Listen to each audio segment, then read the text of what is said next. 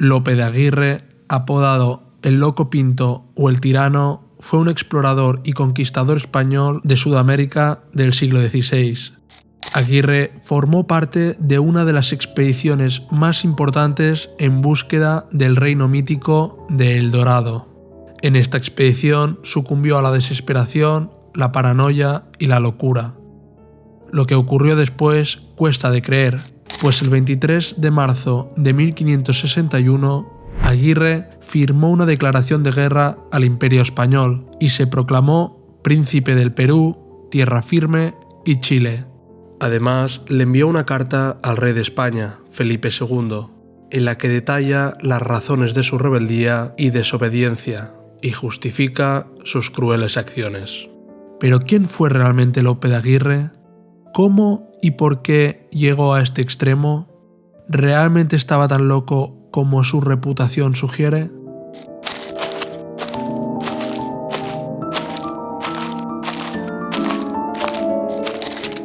Lope de Aguirre nació en algún momento entre 1510 y 1515. La fecha es incierta, pues los registros de su infancia y juventud son escasos. Nació en la provincia vasca de Guipúzcoa, en el norte de España. Según relató él mismo, sus padres no eran ricos, pero sí tenían algo de sangre noble. Aguirre no era el hermano mayor, lo que significaba que incluso la modesta herencia de su familia no le sería destinada a él. Aguirre tenía 20 y tantos años y vivía en Sevilla cuando Hernando Pizarro, hermano de Francisco Pizarro, regresó del Perú y trajo consigo los tesoros de los incas, lo que inspiró a Aguirre a seguir sus pasos. Aguirre deseaba emular a conquistadores como Hernán Cortés y Francisco Pizarro, hombres pertenecientes a la baja nobleza que habían derrotado imperios, acumulado grandes riquezas y cosechado una fama gloriosa. Como muchos jóvenes de la época, viajó al Nuevo Mundo en busca de fama y fortuna. Era alrededor del año 1534 cuando viajó a América, concretamente a Cartagena, bajo el patrocinio del virrey Antonio de Mendoza. Aguirre llegaba demasiado tarde para beneficiarse de la enorme riqueza obtenida durante la conquista del Imperio Inca, pero justo a tiempo para verse envuelto en las numerosas guerras civiles violentas que estallaron entre los miembros sobrevivientes de la expedición de Pizarro. Aguirre demostró pronto ser un soldado muy competente y por esa razón era muy solicitado por las diversas facciones, aunque solía inclinarse por las causas realistas. En 1544 defendió el régimen del virrey de Perú, Blasco Núñez Vela, quien intentó implementar las leyes nuevas, las cuales eran sumamente impopulares entre los colonos españoles, pues limitaban el abuso y la explotación de los indígenas. La muerte de Francisco Pizarro, es decir, el conquistador del Perú en el año 1541, originó un vacío de poder y varias guerras civiles entre los miembros de su expedición, quienes codiciaban su poder, tierras y riquezas. Uno de los principales líderes herederos de Francisco Pizarro fue su hermano Gonzalo Pizarro. Es en este contexto que la corona española envió a Blasco Núñez Vela para aplicar las leyes nuevas y fue nombrado primer virrey del Perú en el año 1543. Este se encontró con la oposición de Gonzalo Pizarro, apoyado por muchos colonos y miembros de la expedición original de Pizarro. Lope de Aguirre se alineó en el bando de Núñez Vela y tuvo un papel importante en dicho conflicto. La rebelión de los gonzalistas culminó en una serie de enfrentamientos que resultaron en la derrota y ejecución por decapitación de Núñez Vela el 18 de enero de 1546. Lope de Aguirre consiguió huir a Nicaragua junto con otros 33 hombres del bando perdedor. Sin embargo, la insurrección de Gonzalo Pizarro no duró mucho, ya que finalmente fue derrotado, capturado y ejecutado por las fuerzas realistas en 1548, y la corona restableció de nuevo el control sobre el virreinato del Perú. Años después, en 1551, Lope de Aguirre regresó a Potosí, que en ese entonces formaba parte del Perú y que hoy corresponde a Bolivia. En esa ciudad ocurrió uno de los episodios más famosos de su vida, aunque existe consenso de que este podría formar parte más de la leyenda popular que de una narración históricamente precisa. Las exageraciones y mitificaciones en torno a la figura de Lope de Aguirre son comunes, ya que su reputación de loco y violento contribuyó a la creación de narraciones inventadas o amplificadas. Según parece, en 1551 Lope de Aguirre fue arrestado por infringir las leyes de protección a los indígenas y en consecuencia fue condenado por el juez Francisco de Esquivel a ser azotado públicamente. El juez no tuvo en cuenta las razones de Aguirre y su defensa, que argumentaba que era hidalgo de buena familia. Se desconoce qué hizo concretamente para merecer tal castigo, ya que el abuso e incluso el asesinato de indígenas era algo habitual, y las penas por ello eran raras. Según la leyenda, Aguirre se enfureció tanto por su sentencia que esperó hasta el final del mandato del juez y después lo persiguió durante 3 años. El juez Esquivel, temeroso de la venganza de Aguirre, se escondía y cambiaba de residencia constantemente.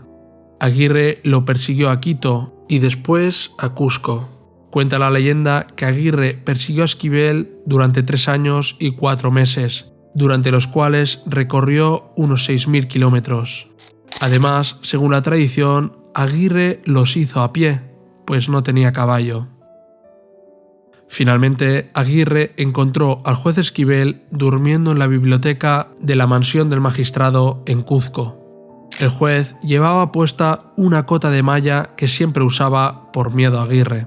Lope de Aguirre se acercó sigilosamente al dormido Esquivel y lo apuñaló 2 veces en el cuerpo, pero la cota de malla hizo su trabajo. Entonces Aguirre lo apuñaló por 3ª vez. En esta ocasión lo hizo en la sien derecha del magistrado, causándole la muerte. Consumada su venganza, Aguirre fue condenado a pena capital, pero consiguió huir y se refugió en Tucumán. Durante los siguientes años, Aguirre continuó participando en escaramuzas y rebeliones, alternando entre servir a los rebeldes y a los realistas, dependiendo del momento. Fue entonces cuando con su comportamiento errático y violento se ganó el apodo de Aguirre el Loco. La pena de muerte de Aguirre fue perdonada en el año 1554 por Alonso de Alvarado, quien reclutaba tropas para combatir al encomendero rebelde Francisco Hernández Girón. Aguirre participó en la batalla de Chuquinga, resultando gravemente herido por 2 disparos de mosquete, lo que le provocó una cojera permanente en el pie derecho.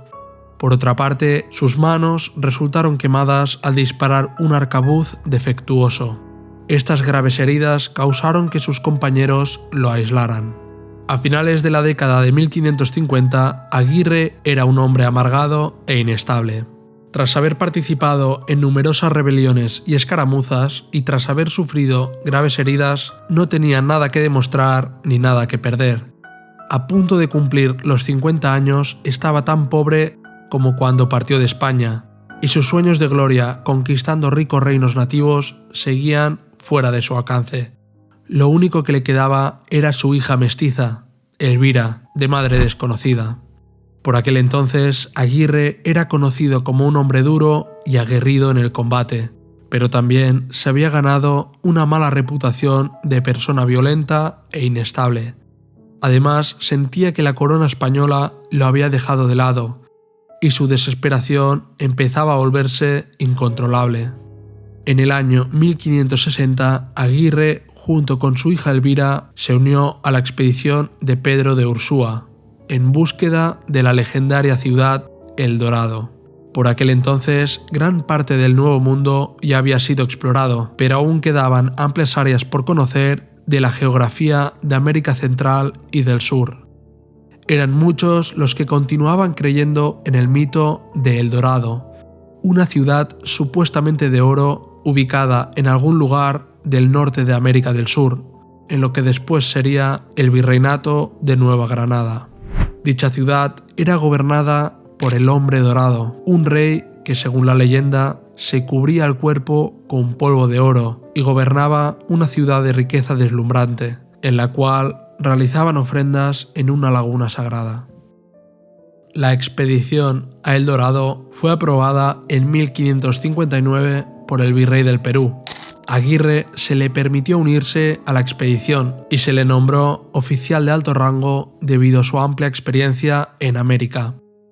Y aunque la posibilidad de encontrar la mítica ciudad de oro no se descartaba, el verdadero propósito de la expedición era apartar a los veteranos inactivos de la conquista española para evitar que causaran problemas. Pedro de Ursúa, el comandante de la expedición, era precisamente el tipo de persona que a Aguirre le molestaba. Era 10 o 15 años menor que él y tenía importantes conexiones familiares. Además, Ursúa había traído consigo a la expedición a Inés de Atienza, su amante, privilegio negado al resto de hombres de la misión. Ursúa tenía cierta experiencia de lucha en las guerras civiles, pero no tanta como Aguirre. La expedición partió el 26 de septiembre de 1560. Contaba con algo más de 300 españoles, algunas decenas de esclavos negros y unos 500 sirvientes indígenas. Iban embarcados en 2 bergantines, 2 barcazas chatas y unas cuantas balsas y canoas.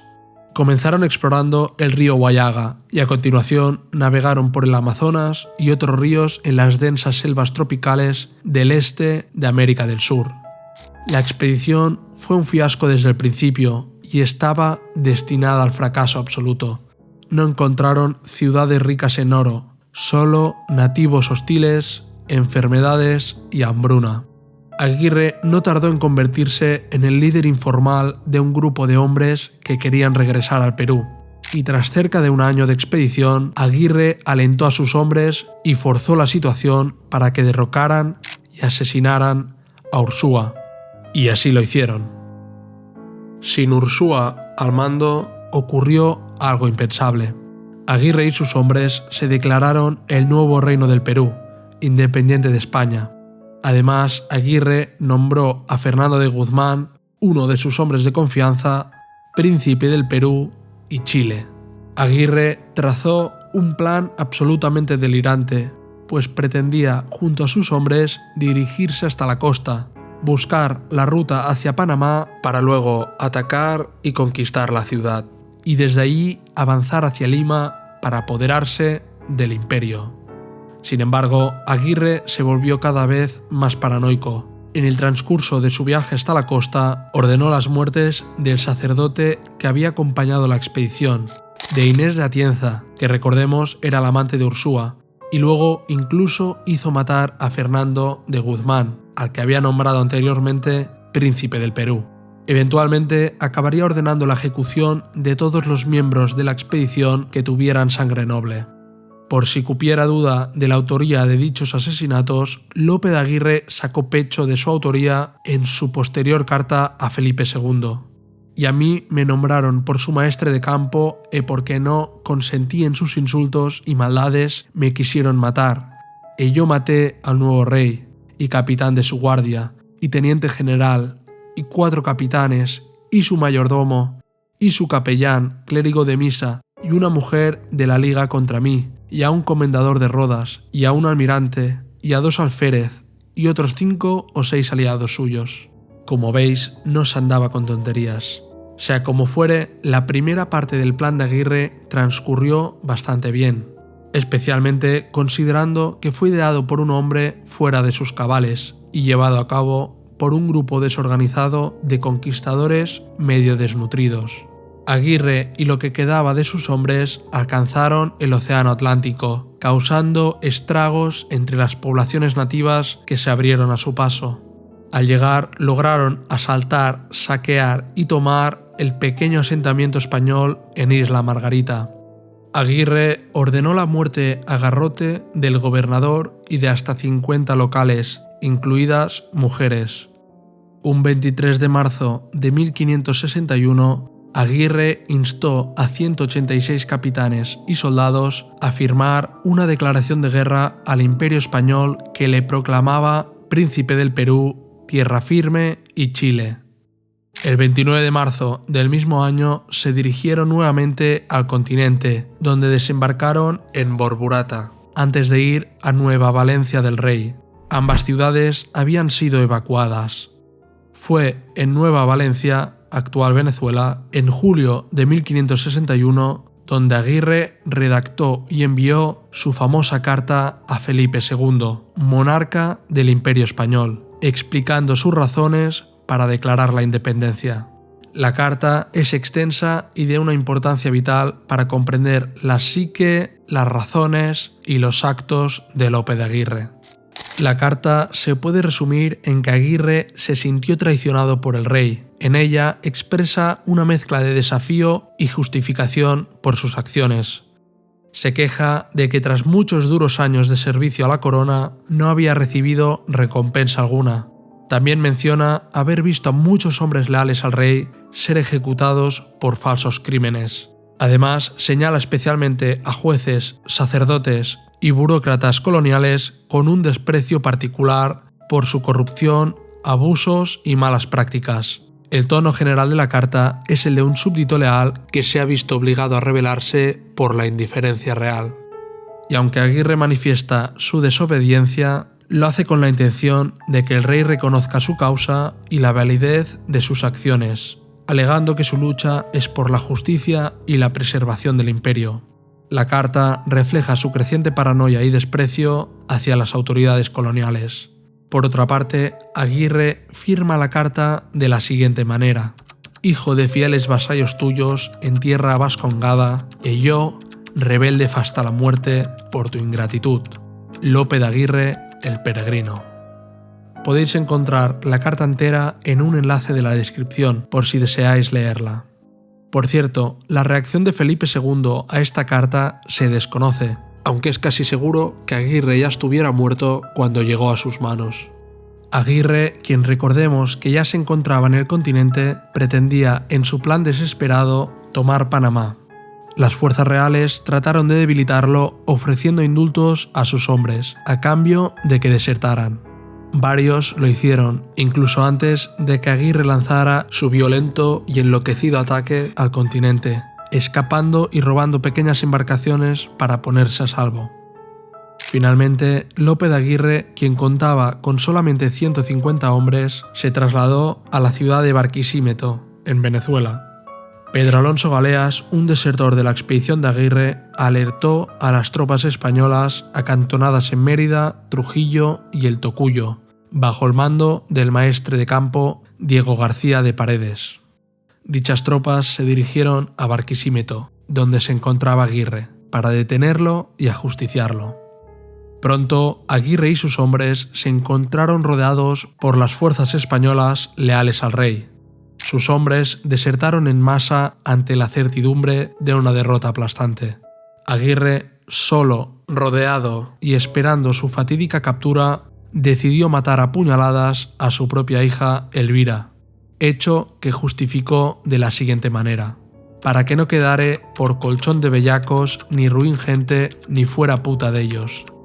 Aguirre conocía de primera mano los horrores que podían sucederle a la hija de un traidor a la corona. Por otra parte, también consiguió asesinar a varios de sus seguidores que intentaron capturarlo y entregarlo. Finalmente, el 26 de octubre de 1561, las tropas españolas, reforzadas con los propios hombres de Aguirre, lo cercaron. Dos de sus seguidores le apuntaron con sus arcabuces. Uno de ellos disparó, pero solo consiguió rozarlo, hecho del cual Aguirre hizo burla. Seguidamente, el otro también disparó, y en esta ocasión el disparo fue certero, causando la muerte del traidor. Luego, otro soldado llamado Custodio Hernández le cortó la cabeza y se la presentó al maestre de campo García de Paredes, con la intención de ganar indulgencias. El cuerpo de Aguirre fue descuartizado. Buena parte de sus restos sirvieron de alimento a los perros, pero la cabeza y otras partes del cuerpo se expusieron en distintas poblaciones de los alrededores. En concreto, su cabeza fue enjaulada y expuesta como escarmiento en el Tocuyo. Sus manos mutiladas fueron llevadas a Trujillo y Valencia. Según el relato de Fray Pedro Simón, la calavera de Aguirre permaneció en la plaza principal de El Tocuyo al menos hasta 40 años después de su muerte. También se realizó un juicio post-mortem en El Tocuyo, en el que Aguirre fue declarado culpable del delito de lesa majestad, es decir, que fue declarado culpable de una lesión o agravio contra la majestad. En Mérida y El Tocuyo, varios de sus seguidores fueron llevados a juicio y fueron declarados culpables de los crímenes cometidos y sentenciados a muerte por descuartizamiento. Lope de Aguirre fue una figura marcada por su carácter violento y paranoico. A lo largo de su estancia en América dejó a su paso muerte, destrucción y locura. Sin embargo, no todos juzgaron sus acciones con tanta dureza. Algunos consideraron que Aguirre fue en realidad una víctima de un sistema colonial corrupto contra el que se rebeló y perdió. ¿Y vosotros? ¿Creéis que Lope de Aguirre fue realmente un tirano enloquecido, obsesionado con la venganza y el poder? ¿O más bien un hombre que se atrevió a enfrentarse a la injusticia y corrupción de los gobernadores coloniales y la indiferencia del rey? ¿Acaso su figura fue distorsionada por los relatos y leyendas posteriores que lo presentaron como un demente? Os leo en comentarios. Espero que el vídeo haya sido de vuestro agrado. Si es así, podéis dejar un me gusta y suscribiros al canal para no perderos próximas entregas. Hasta la próxima.